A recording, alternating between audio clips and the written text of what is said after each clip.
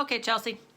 So this is the video we're going to talk about the leads, your lead changes. And basically, the point I want to make out of this is if you just continue, instead of worrying about working on the leads specifically, if you just continue working on the fundamentals, working on the foundation, they will come.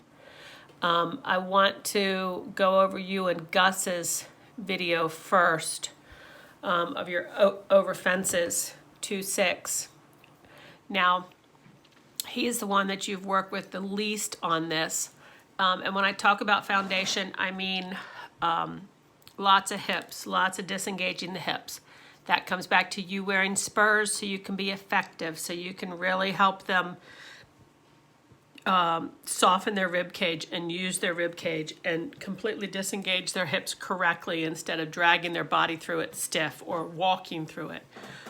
We want that front end to shut down, and when that hip feels pressure, it moves off your leg. That's the start of having solid lead changes. Also a lot of simple changes, but not just flying through them. Not just breaking into the trot, kind of hanging on and then shoving them in to the next lead. I want you to think about bringing them down to the trot, trotting exactly 3 strides, exactly 4 strides, and then picking up the other lead. You could also stop, hesitate, completely disengage a hip, and then lope off on the opposite lead. There's a lot of exercises you can do. When you think figure eights, when you think working on your leads in figure eights, I want you to think about a big, fat, round snowman. Basically 2 big, round circles with a straight line in the middle where you do your lead change. Not the skinny, narrow figure eight where there's no middle. I want to see a big, fat, round circle, straight line across, fat round circle the other way. Okay, so we're going to play these videos. There's going to be a funny break in the middle because I'm switching from screen to screen, but we're going to go with it. So this is you and Gus.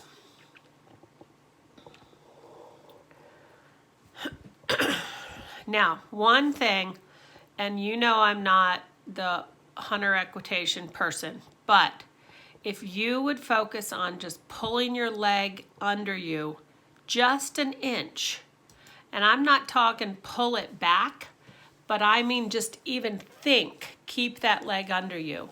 All I want is a 1/2 inch to an inch of that leg being more solid on his rib cage. If you would do that, that is going to help you control their hind end so much better. Just, again, don't pull it back to an extreme. Just think about bringing that leg back.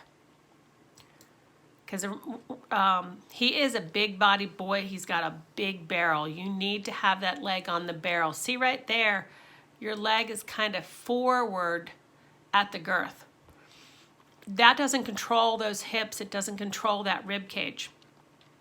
Think about pulling that leg back so you can control the rib cage, so you can get your changes. And that's going to make him solid, more consistent. Relax. Again, we've talked about this a lot with you and him. Relax those hands. The more you ride his face, the more he's going to fight you, the more hollow he's going to be. See right there? Keep that leg on. There wouldn't have been that stutter step. Relax your arms so you're wanting to brace. You got to get out of his face a bit.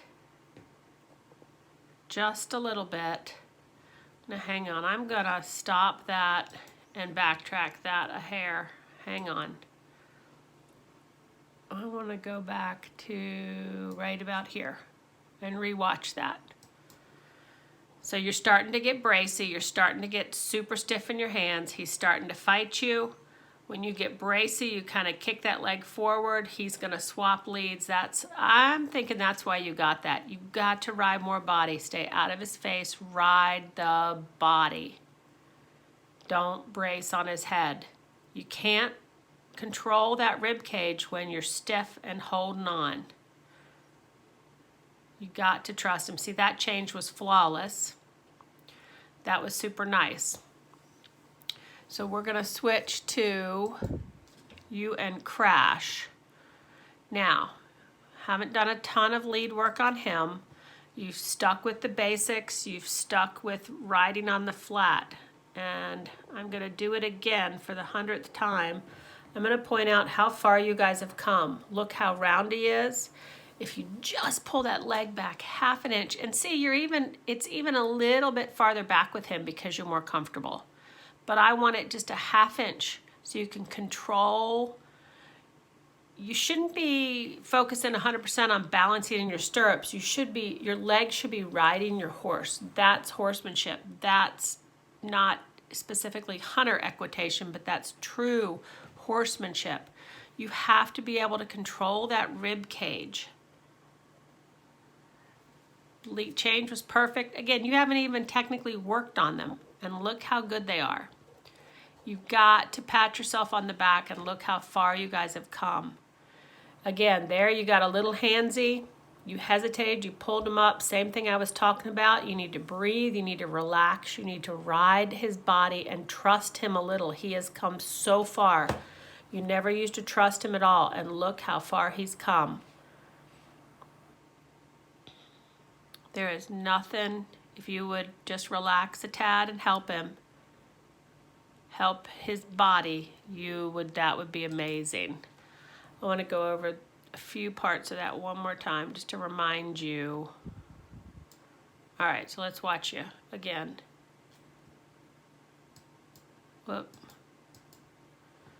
Sorry. Whoops. Let's play ya. See what we got. Ah. Well, whoops. Ah. We're going to have to trim this. We're going back to Gus.